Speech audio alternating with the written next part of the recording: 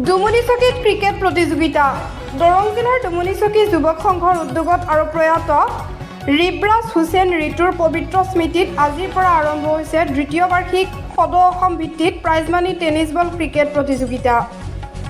আজি পুৱা এক গাম্ভীৰ্যপূৰ্ণ পৰিৱেশত প্ৰতিযোগিতাখনৰ আনুষ্ঠানিকভাৱে শুভ উদ্বোধন কৰে বিশিষ্ট সমাজকৰ্মী মমতাজ আলীয়ে। তেখেতে বেট ধৰি খেলৰ শুভাৰম্ভ কৰে আৰু খেলুৱৈসকলক খেলসুলভ মনোবৃত্তিৰে খেলিবলৈ আহ্বান জনায়। উদ্বোধনী অনুষ্ঠানত উপস্থিত থাকে ডুমুনিচকী ছাত্ৰ সন্থাৰ সাধাৰণ সম্পাদক মিনাৰুল হক, বিশিষ্ট সমাজকৰ্মী দিলৱাৰ হুছেইন আৰু যুৱ সমাজকৰ্মী ৰাজু উপস্থিত থাকি খেলুৱৈসকলক উৎসাহিত কৰে। জানিব পৰা মতে এই প্ৰতিযোগিতাত অসমৰ বিভিন্ন প্ৰান্তৰ দলে অংশগ্ৰহণ কৰিছে। প্ৰতিযোগিতাৰ চেম্পিয়ন দলে 10,001 টকা আৰু ট্ৰফি লাভ কৰিব, আনহাতে ৰানাৰ্ছ আপ দলে 6,001 টকা ট্ৰফি লাভ কৰিব। ভৰ্তি মাচুল নিৰ্ধাৰণ কৰা হৈছে 500 টকা। ডুমুনিচকীৰ পৰা মুস্তাক আলী ৰিপৰ্ট, KLive 365। আজি সঁচাকৈয়ে ডুমুনিচকী বৰ্ণই ছিনিয়ৰ ছেকেণ্ডাৰী খেলপথাৰত উপস্থিত হৈ এই নিজকে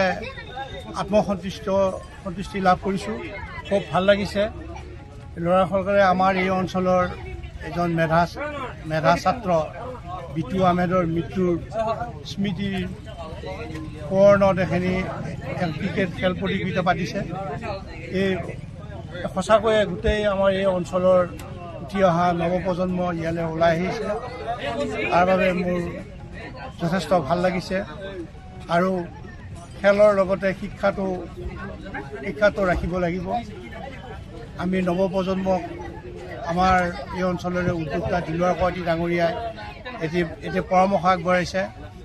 খেলেই নহয়, খেলৰ লগত নিজৰ শিক্ষাটো যাতে তেখেতসকলে ধৰি ৰাখে, তাৰ কাৰণে তেখেতে আহ্বান জনাইছে। আৰু ময়ো আহ্বান জনাইছোঁ, উদ্যোক্তাসকল অতি শিক্ষিত ল'ৰা, তেওঁলোকেও উঠি আহিছে আৰু ওপৰলৈ যাব বুলি মোৰ আশা থাকিল।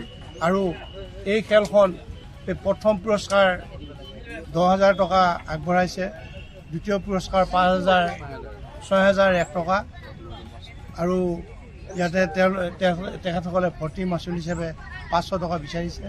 যিয়েই নহওক, এইখিনি তেখেতসকলে এটা খেলৰ পৰা এই অঞ্চলৰ পৰা কিছুমান ক্ৰিকেট প্ৰেমী ওলাব বুলি মোৰ অনুৰোধ থাকি মই গোটেই খেলৰ দিনকেইটা যাতে সুচাৰুৰূপে ভালদৰে চলি যায়, আল্লাহ বা ভগৱানৰ ওচৰত প্ৰাৰ্থনা জনাইছোঁ।